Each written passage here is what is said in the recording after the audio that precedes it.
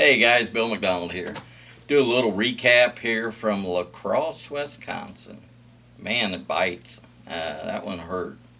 Um, Went up there, spent some practice days, pre-practice days ahead, fished 8 quite a bit, and really didn't find much that I liked at all in up there in 8. And the last pre-practice day before the cutoff when I was up there, I thought, what the heck, I want to put in pool 7, and I had a few bites, and I kind of like the way 7 laid out. And so when I went back, I decided I was going to dedicate my first 2 days of practice just exclusive to 7. First day of practice at 7 was pretty daggone good. I had quite a few bites. Second day was not quite as many bites, but I was fishing those backwater sloughs.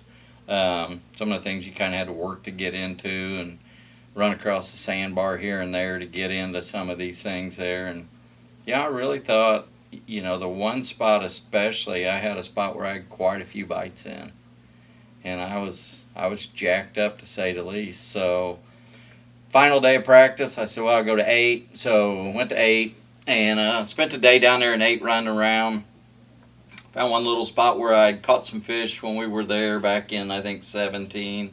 And went in there and got a few bites. I was kind of excited about that. So I thought, well, I'll lock up to 7. That's my game plan. Fish up there. And most of those fish up there were flipping fish with a few frogfish in between. And I was winding a little bit too, winding a swim jig, with the menace on the back. Flipping, of course, I'm throwing a rage crawl. And everything, of course, it's dirty, it's Mississippi River stuff, so 20-pound Seagar and Bizex I'm flipping everything on and throwing a swim jig on. So, and then my frog, I'm throwing a smackdown 65-pound braid on there.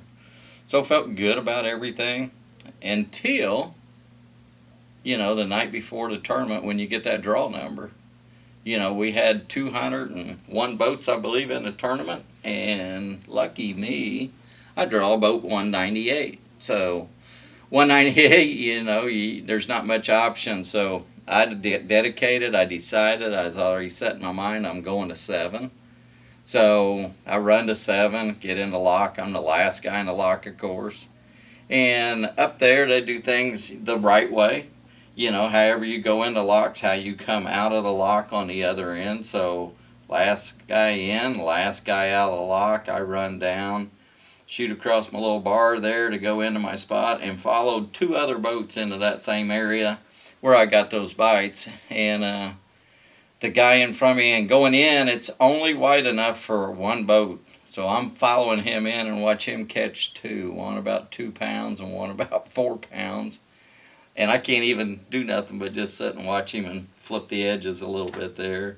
The other boat that was already in there in front of him, watched him catch a 2-pounder. So they went in, and it wasn't a very big area back in there once it opened up, and they were side by side, and those 2 guys were fishing, and we were all talking, and I was watching them catch them. They was having a real good pike fest going on, catching those pike up there. But so I decided I'd turn around and just kind of fish the mouth of it there a little bit where it first opened up, and that's where I'd had the most of my bites anyway. So fished around there and caught one on the frog. Flipped into a reed. One of them set the hook and said, hey, it's a big one. And I turned to look at them, and it was a big pike. And picked back up, and I thought I was hung. I had one pulling, fell asleep. I missed that fish. That cost me dearly.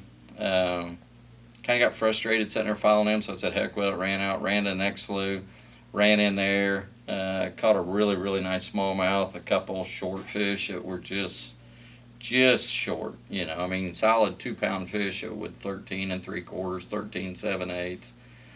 Ran out of that, ran into my 3rd slough there, nothing there but a couple shorts. I said, screw it, I'm out of here. Locked back down, went down to 7, or back down to 8, ran into a little area there, just throwing a swim jig the rest of the day, caught 2 more and had 2 more pull off, and weighed in 4 fish, and it cost me dearly only weighing those 4 fish in.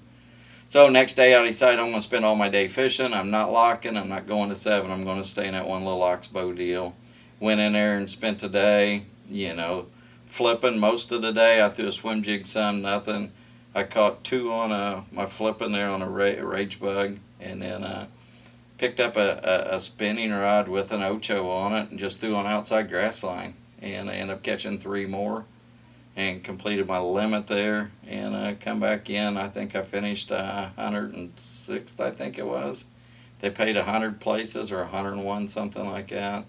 Missed a check by 6 ounces, so that's 4 fish on that first day. Cost me $10,000 and about 30 or 40 points. So sitting 57th in the points now, getting ready to head out to Lake Erie. So go up there and make up some ground and make championship and then head off to Sturgeon Bay. So that's it in a nutshell. I just had an opportunities there that first day to weigh a couple more in. Just did not work out, didn't pan out. So, it is what it is. It's 2 tournaments in a row that I missed a check by 1 fish because I only weighed 4 in.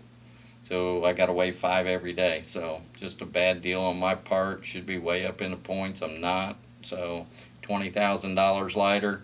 A little bit ticked off. Got an attitude headed to Erie. So follow me as we go up there, and we'll have some more exciting things coming out. So it's got some big news coming up here. Probably after there we'll talk about. So thank you guys. Thanks for following, and we'll get some more things out for you. Appreciate you.